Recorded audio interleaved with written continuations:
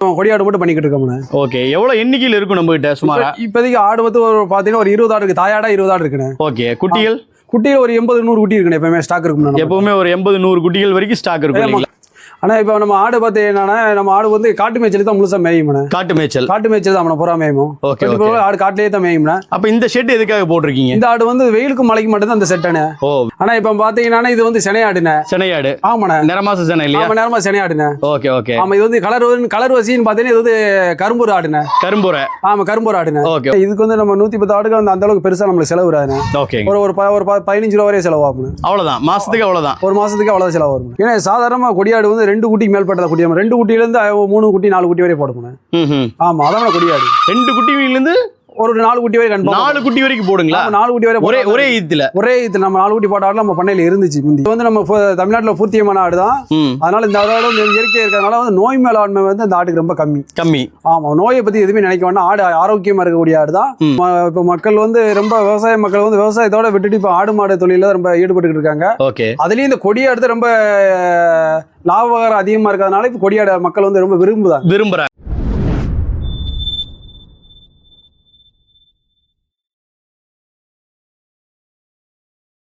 Brother வணக்கம். அண்ணா வணக்கம்ண்ணே. எப்படி இருக்கீங்க? நல்லா இருக்கும். நல்லா இருக்கீங்களா? சூப்பரா இருக்கேன். முதல்ல உங்களுடைய பெயர், நம்மளோட பட்டி எங்க அமைஞ்சிருக்குங்கிறத பத்தி கொஞ்சம் சொல்லுங்க. நம்மளோட நேம் வந்து கனிண்ணே. ஓகே. நம்மளோட பட்டி வந்து தூத்துக்குடி மாவட்டம் பசுவந்தனம் பக்கத்துல அமைஞ்சிருக்கிறேன்.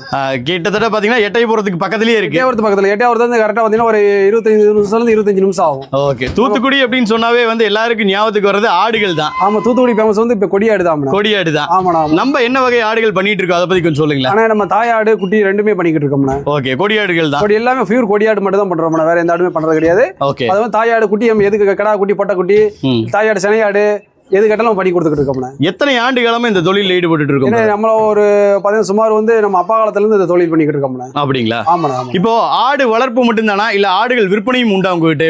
நம்ம வந்து வளர்த்துக்கிட்டு தான் இருந்தோம். மக்கள் நம்மள வந்து விரும்பி கேட்கறதுனால இப்ப வந்து சேல் பண்ண ஆரம்பிச்சிட்டோம். ஆமாண்ணா. சுமாரா நம்ம கிட்ட தாய் ஆடுகள் எவ்வளவு இருக்கும், அப்புறம் இளங்குட்டிகள் எவ்வளவு இருக்கும், மிடில் ஏஜ்ல குட்டிகள் எவ்வளவு இருக்கும், மொத்தமா எண்ணிக்கை உருப்படி எவ்வளவு இருக்கு? இதை மொத்தமா அப்படின்னு ஒரு கால்குலேட் பண்ணி பார்த்து எல்லாத்தையும் கால்குலேட் பண்ணா ஒரு 110 உருப்படி கிட்ட வரும். 110 உருப்படி இருக்கும். ஆமாண்ணா. இதுல தாயாடு எவ்வளவுங்க? தாயாடு வந்து ஒரு 20 ஆடு இருக்குண்ணே. 20 ஆடுகள் வரைக்கும் இருக்கு. 20 ஆடு இருக்குண்ணே. ஓகே. கொடியாடு வந்து ரொம்ப ஸ்பெஷல் அப்படிங்கிறாங்க எல்லாரும்.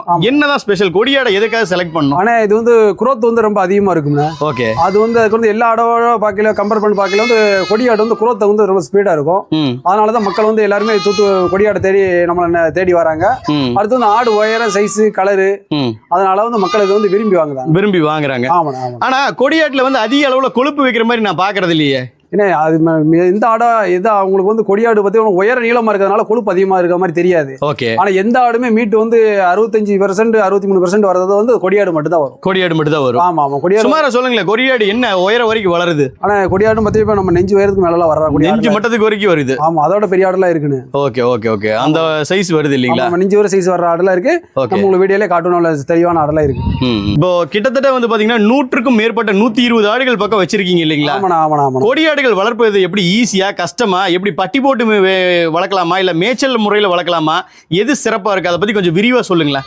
ஆனா மக்களோட அவளோட வருமான செலவை பொறுத்து இருக்குண்ணே. ஓகேங்க. கொடியாடை வந்து பண்ணையில தான் வச்சு வளர்க்கணும் கட்டாயம் கிடையாது. மேய்ச்சல் முறையிலேயே தான் வளர்க்கணும் கட்டாயம் கிடையாதுண்ணே. ஓகே. ரெண்டுமே வளர்த்துக்கலாம். கிடா குட்டின்னு எடுத்துக்கிட்டீங்கன்னா பண்ண முறையில் வளர்த்த ரொம்ப நல்லா இருக்கும். தாயாடுன்னு எடுத்துக்கிட்டீங்கன்னா கொஞ்சம் மேய்ச்சல் முறையில் வளர்த்து வளர்க்கலாம். இல்ல பண்ண டைப்லயும் போட்டு வளர்க்கலாம். அதை பத்தி போகணும். நீங்க இதுல என்ன மெத்தட் ஃபாலோ பண்ணிட்டு இருக்கீங்க? ஆனா இப்ப நம்ம ஆடு பார்த்தீங்கன்னா நம்ம ஆடு வந்து காட்டு மேய்ச்சல் தான் முழுசா மேயும். காட்டு மேய்ச்சல் தான் நம்ம புறா மேயும். ஆடு காட்டிலேயே தான் மேயும். அப்ப இந்த ஷெட் எதுக்காக போட்டிருக்கீங்க? இந்த ஆடு வந்து வெயிலுக்கும் மழைக்கு மட்டும் தான் இந்த செட்டனே. வெயிலுக்கும் மழைக்கும் ஒரு பாதுகாப்புக்காக மட்டும் தான் போட்டிருக்கீங்க. உங்களுக்கு வந்து செட் மித்தபடி ஆடு எல்லாம் இயற்கை இருக்கிறதே நம்ம காட்டுல தான். ஓகே. இயற்கை முறையில மேய்ச்சல் முறையில தான் வளர்த்துறீங்க. மேய்ச்சல் முறையில வளர்க்கணும். என்ன காரணம் தெரிஞ்சுக்கலாம்? எதனால இயற்கை முறையில வளர்த்துற ஆடுகளுக்கு அவ்வளவு மவுசா இருக்கு? ஏன்னா மக்கள் வந்து ரொம்ப விரும்பி கேட்கறது வந்து மேய்ச்சல் முறை ஆடு தான் ரொம்ப விரும்பி கேட்காங்க. ஓகே. மேய்ச்சல் முறையில் உள்ள ஆடு வந்து பண்ண டைப்புக்கு ரொம்ப செட் ஆயிருது. அதே மாதிரி பண்ண டைப்ல உள்ள ஆடு மேய்ச்சல் செட் ஆக மாட்டேங்குது. ஆமா, அதனால மேய்ச்சல் முறையில் ஆடு வந்து எல்லா டைப்புக்குமே கிளைமேட்டுக்கு எல்லாமே தாங்கிக்கிடுது. ஓகே. இப்ப வந்து மேய்ச்சல் முறை ஆடு வந்து இப்போ காஷ்மீர் இருந்து கன்னியாகுமரியில வந்து நம்ம சென்னை, ஆந்திரா, கர்நாடகா அங்க வரைய கொடுத்தாலுமே உங்களுக்கு வெயில் கிளைமேட்டுகளை செட் ஆகிக்கிடுது. ஆமா, அதனால தான் இந்த ஆடு எடுக்கிறது. ஓகே, இப்போ மேய்ச்சல் முறையில் வளர்த்துறீங்க அப்படிங்கும்போது உங்களுக்கு பெரிய அளவுல செலவுகள் இருக்காது இல்லையா? ஆமா, மேய்ச்சல் முறையில் தீவன செலவுகள் வந்து பகுதியா குறையுது. கண்டிப்பா. இப்போ ஒரு 110 120 ஆடுகள் வச்சிருக்கீங்க அப்படின்னா மாசம் என்ன செலவு பண்ணுவீங்க இந்த ஆடுகளுக்காக? ஏன்னா இதுக்கு வந்து நம்ம 110 ஆடுகள் வந்து அந்த அளவுக்கு பெருசா நம்மளுக்கு செலவு வராது. ஓகே, ஒரு 15 ரூபா வரைய செலவாகும். அவ்வளவுதான், மாசத்துக்கு அவ்வளவுதான். ஒரு மாசத்துக்கு அவ்வளவு செலவு வரும். எக்ஸ்ட்ரா ஏதாவது தீவனங்கள் கொடுக்குறீங்களா எப்படி? ஏன்னா நைட் ஒரு தடவை மட்டும் தீவனம் கொடுப்போம். கலப்பு தீவனமா கொடுக்குறீங்க? ஒரு தடவை மட்டும் கலப்பு தீவனம் சாப்பிடுவோம். ஓகே, அப்படி கொடுத்தா கொஞ்சம் உடல் எடை சீக்கிரம் அதிகரிக்கும். நம்மள மாதிரி வாங்கிட்டு போற ஆளுக்கிட்ட அவங்க கொடுக்கறதுனால நம்ம இங்கே பழக்கி வச்சிருக்கோம். ஓகே ஓகே ஓகே, அதனாலே நம்ம கண்டிப்பா கொடுக்குறீங்க. இப்போ ஆடுகள் அப்படின்னு எடுத்துக்கிட்டோம்னா நிறைய வகைகள் இருக்கு. போயர் இருக்கு, தலச்சேரி இருக்கு, அதுக்கப்புறம் ஜமுனாபாரி இருக்கு, சிரோஜித், அந்த மாதிரி வந்து வெளி மாநில ஆடுகள் நிறைய இருக்கு.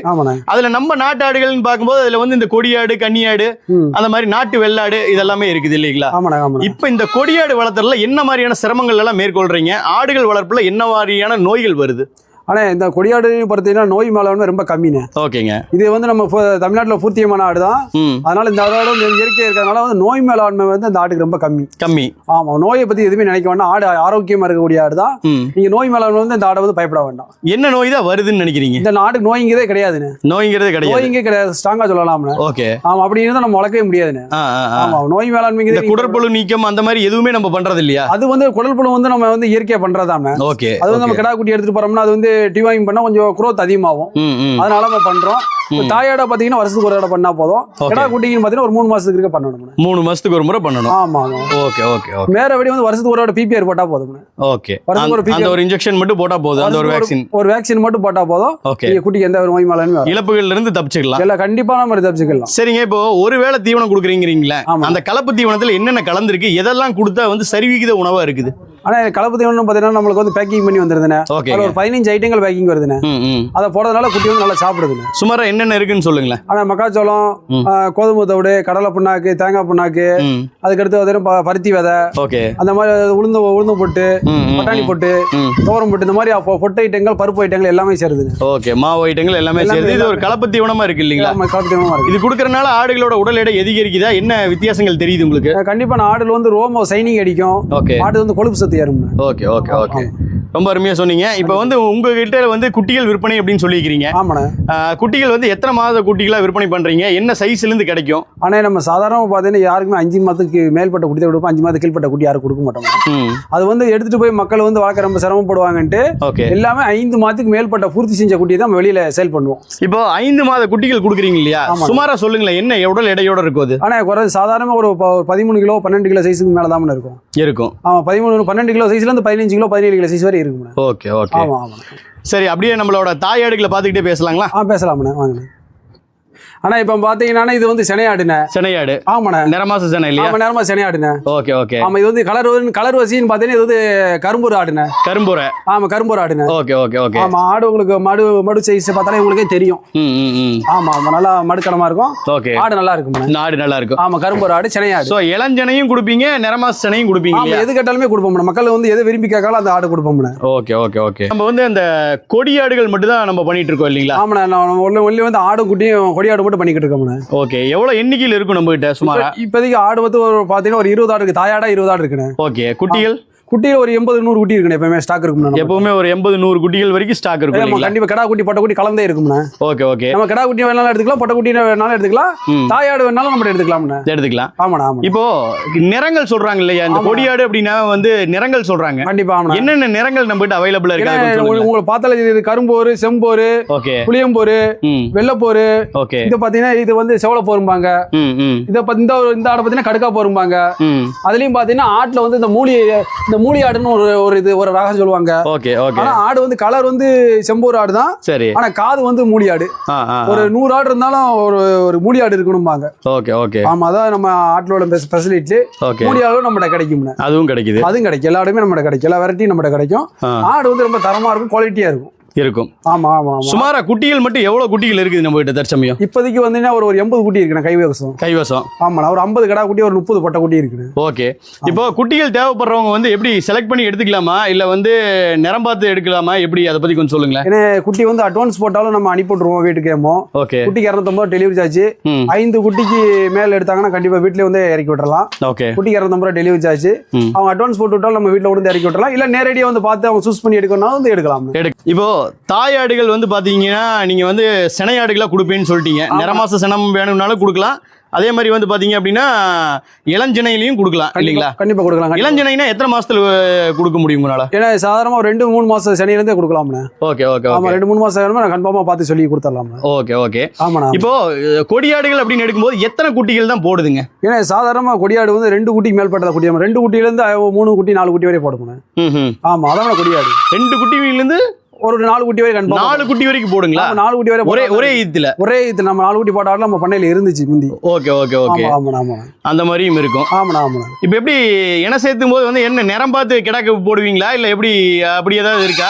நம்மகிட்ட வந்து நம்ம பெரிய கடை எப்பவுமே உண்டுண்ணே. ஓகே. அது வந்து புளியம்போரு கடை இருக்கும், செம்பூர் கடை இருக்கும். ஓகே. நம்மளுக்கு எந்த கடை மேட்டிங் பண்ண தோணுதோ அந்த நேரம் அந்த கடையை பண்ணிடுவோம். அந்த நேரத்துக்கு போடுவோம். ஆமாண்ணா ஆமாண்ணா. சரிங்க. இப்போ கிட்டத்தட்ட 2 குட்டில இருந்து 4 குட்டி வரைக்கும் கொடுக்குது அப்படின்னா இது ஒரு லாபகரமான ஒரு தொழிலா இருக்கும் ஆடு வளர்ப்பு. கண்டிப்பா. நம்ம இப்போ மக்கள் வந்து ரொம்ப விவசாய மக்கள் வந்து விவசாயத்தோட விட்டுட்டு இப்போ ஆடு மாடு தொழில ரொம்ப ஈடுபட்டு இருக்காங்க. ஓகே. அதுலயும் இந்த கொடியாடு ரொம்ப லாபகரம் அதிகமா இருக்கிறதுனால இப்போ கொடியாடு மக்கள் வந்து ரொம்ப விரும்புறாங்க இல்லைங்களா? கண்டிப்பா கண்டிப்பா. இப்போ 1.5 வருஷத்துக்கு ஒரு ஈத்து இல்லைங்களா? அதான கணக்கு? இல்லண்ணே, 6 மாசத்துக்கு குட்டி போடும்ண்ணே. 6 மாசத்துலயே குட்டி போடுங்களா? ஆமா, இதான் கொடியாடு. வருஷத்துக்கு 2 ஈத்து வேணும். வருஷத்துக்கு 2 ஈத்து. வருஷத்துக்கு 2 ஈத்து, அதான் கொடியாடு. ஓகே. கொடியாடுங்கிறது அதோட தனிச்சிறப்பு வந்து வருஷத்துக்கு 2 ஈத்து. ஆமா, வருஷத்துக்கு 2 ஈத்து. வருஷத்துக்கு 2 ஈத்து அப்படிங்கும்போது உங்களுக்கு 2 குட்டில இருந்து 4 குட்டினா இது சீக்கிரம் பண்ணை பெருக்கிடலாம் இல்லைங்களா? ஆமா, ஒரே வருஷத்துல ஒரு 4 குட்டி ஆயிரும். அதே 3 குட்டி போட்ட ஆரம்பிச்சுன்னா 6 குட்டி ஆயிரும் இல்லையா? கண்டிப்பா கண்டிப்பா. ஒரு 10 ஆடு ஒரு கிடா இருந்துச்சுன்னா ஒரு குடும்பத்துக்கு போதுமான செலவுக்கு ரொம்ப சிறந்ததா இருக்கும். கண்டிப்பா கண்டிப்பா. ஓகே, ரொம்ப அருமையா சொன்னீங்க. இப்ப குட்டிகள் விற்பனை அப்படின்னு ஏற்கனவே அதை பத்தி பேசியிருந்தோம். கண்டிப்பா. இப்ப குட்டிகள் வந்து எத்தனை மாசத்துக்கு குட்டியில இருந்து கொடுக்குறீங்க? குட்டி வந்து 5 மாசம் குட்டி. 5 மாசம் குட்டியை கொடுக்குறீங்க. என்ன எடை இருக்கும் சுமாரா? அது ஒரு 12 கிலோ இருந்து 15 கிலோ சைஸ்ல கொடுக்கும். 12 கிலோல இருந்து 15 கிலோ இருக்கும். இதை எடுத்துட்டு போய் ஒருத்தர் வந்து கறி தேவைக்காக வளர்த்துறாரு அப்படின்னா எத்தனை மாசங்கள் மேய்க்க வேண்டி இருக்கும்? மேய்க்கலாம், இல்லைன்னா பண்ண டைப்ல போட்டு வளர்த்தா ரொம்ப அருமையா இருக்கும். அப்படிங்களா? ஆமாண்ணே. சுமாரா எத்தனை மாசங்கள் வளர்த்த வேண்டி வரும்? கரெக்டா ஒரு 3 மாசம் வளர்த்தா 90 நாள் வளர்த்தா போதும். ஓகே. என்ன உடல் எடை வரும்னு நினைக்கிறீங்க? இப்போ சாதாரணமா ஒரு 15 இருந்து 15 கிலோ கொடுத்தோம்னா ஒரு 30 கிலோ 32 கிலோ வரை வந்துரும். அந்த வெயிட் வந்துரும். 15 கிலோல இருந்து அப்படியே டபுள் மடங்கு வந்துரும் இல்லைங்களா வெயிட்? அதுக்கு தான் நம்ம இந்த குட்டியை செலக்ட் பண்ணி கொடுக்கறது, கொடியாட்டு குட்டி. Okay okay okay okay. இப்போ குட்டிகள் வந்து என்னென்ன நிறங்கள்ல இருக்கு, என்னென்ன நிறங்கள்ல கொடுப்பீங்க? தாயாடு மாதிரியே அதோட நிறங்கள் எல்லாமே கிடைக்குமா? பீரியட தான் நம்ம வெளியே சேல் பண்றோம். வெளியில உள்ள பீரியட நம்ம அதிகமா விரும்ப மாட்டோம். நம்மகிட்ட உள்ள பீரியட தான் அதிகமா வெளியே கொடுக்கணும். ஓகே. அதனால நம்ம தாயாடு உள்ள இதோட உயரத்தை பார்த்து அந்த குட்டி அதை ஸ்பீடா வளர்ந்துரும். அதை பார்த்தாவே தெரிஞ்சுக்கலாம். ஆமாண்ணா, அதை தெரிஞ்சுக்கலாம். ஆமாண்ணா. சரி பிரதர், இப்போ குட்டிகள் அப்படிங்கும் போது விற்பனை எப்படி இருக்குது? நேரடியா வந்து வாங்கிட்டு போறாங்களா, இல்ல வந்து நீங்க டிரான்ஸ்போர்ட் பண்ணி கொடுக்குறீங்களா? அதை பத்தி கொஞ்சம் சொல்லுங்களேன். ஆனா வந்து 99% வந்து மக்கள் வந்து அட்வான்ஸ் போட்டு தான் வெளியில தான் பண்ணோம்னா, டிரான்ஸ்போர்ட் தான் பண்ணோம்னா. ஒரு சில நண்பர்கள் மட்டும் வந்து நேர்ல வந்து பாக்காங்க. மத்தபடி எல்லாமே குட்டி வந்து வீடியோ கால் பண்ணி அட்வான்ஸ் பண்ணி தான் அனுப்புறோம். இப்போ உங்ககிட்ட குட்டிகள் வாங்கணும்னா மினிமம் குட்டிகளோட இது ரேஞ்ச் என்ன? எத்தனை குட்டிகள் எடுக்க முடியும்? ஏன்னா மினிமம் ஒரு 5 குட்டில இருந்து நம்ம டிரான்ஸ்போர்ட் பண்ணுவோம்னா மேக்ஸிமம் எவ்வளவு பண்ணி கொடுக்கலாம்? உங்க மேக்ஸிமம் குறைஞ்ச ஒரு 5 குட்டில இருந்து ஒரு 100 குட்டி 200 குட்டிகள் நம்ம பண்ணி கொடுக்கலாம். ஆனா உங்ககிட்ட 20 தாயாடுகள் தான் இருக்கு இல்லீங்களா? அப்ப குட்டிகள் வந்து அளவா தானே இருக்கும். நம்ம வந்து வெளியில லோக்கல்ல பர்ச்சேஸ் பண்ணுவோம்னா. வெளியிலயும் பர்ச்சேஸ் பண்றீங்க, வேற பட்டியல்ல இருந்து எடுத்து கொடுக்குறீங்க. ஆமா ஆமா. நம்மட்ட வாங்கிட்டு போன தாயாடுகள் பக்கத்துல வச்சிருப்பாங்கல்ல, ஓகே, அவங்கட்ட இருந்து குட்டி பட்ஜெட் பண்ணுவோம்னா. சரிங்க, எனக்கு ஒரே ஒரு கேள்விக்கு பதில் சொல்லுங்களேன். சொல்லுங்க. இப்போ பக்கத்துல எட்டைபுர சந்தை கூட இருக்கு. ஆமாண்ணா. சந்தையில வாங்காம உங்களை மாதிரி பட்டியாளர்கள் ஆடு வளர்ப்பாளர்கள்ட்ட குட்டி வாங்குறதுக்கு என்ன வித்தியாசம் இருக்கு? ஆனா சந்தையில பாத்தீங்கன்னா எல்லா ஊர் ஆடு வரும், என்ன நோய் மேலாண்மை எப்படி இருக்குன்னு தெரியாது. நம்மள மாதிரி பட்டியல வாங்குறாங்கன்னா அவங்களுக்கு வந்து நோய் மேலாண்மை எது ரொம்ப கன்ஃபார்மா கொடுக்கலாம்.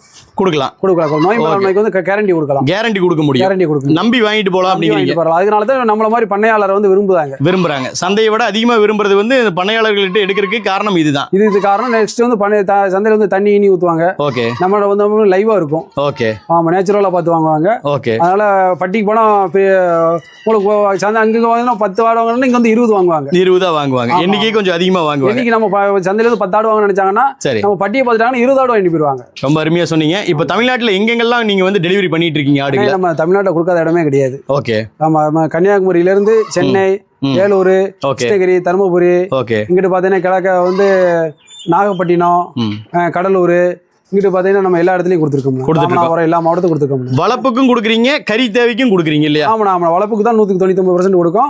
கறி தேவைக்கு நம்மகிட்ட வந்து வளர்த்த குட்டி அப்படி கறி தேவைக்கு எடுத்துக்கிட்டாங்க, அப்படி கொடுக்குறாங்க. ஓகே பிரதர், ரொம்ப அருமையா சொன்னீங்க. இப்போ ஒரு குட்டிக்கு டிரான்ஸ்போர்ட் அப்படின்னா எவ்வளவு ஆகுது உங்களுக்கு? ஆனா 5 குட்டிக்கு மேல எடுத்தீங்கன்னா குட்டிக்கு 250 ரூபா. 250. ஓகே. ஆனா 5 குட்டி தான் வந்து மினிமம் ஆர்டர் குவாண்டிட்டி. ஆமா, மினிமம் 5 குட்டிக்கு மேல எடுத்தா தான் நம்ம பண்ண முடியும். ஓகே, ரொம்ப அருமையா சொன்னீங்க. இவ்வளவு நேரம் வந்து பாத்தீங்க அப்படின்னா நம்ம ஆடுகள் வளர்ப்பை பத்தி, நம்ம ஆட்டு பட்டியில நம்ம கொடி ஆடுகளை பத்தி ரொம்ப சிறப்பா சொன்னீங்க. தாய் ஆடுகளை காமிச்சிருந்தீங்க, உங்களோட குட்டிகளையும் காமிச்சிருந்தீங்க. சரிங்க. சோ ரொம்ப அருமையா இருந்தது பாக்குறதுக்கு. உங்களோட ஆடு வளர்ப்பானது மென்மேலும் வளரணும்னு சொல்லி நம்ம வாழ்த்துக்களை தெரிவிச்சுக்கிறோம். மீண்டும் ஒரு வீடியோவில் சந்திப்போம். நன்றி, வணக்கம்.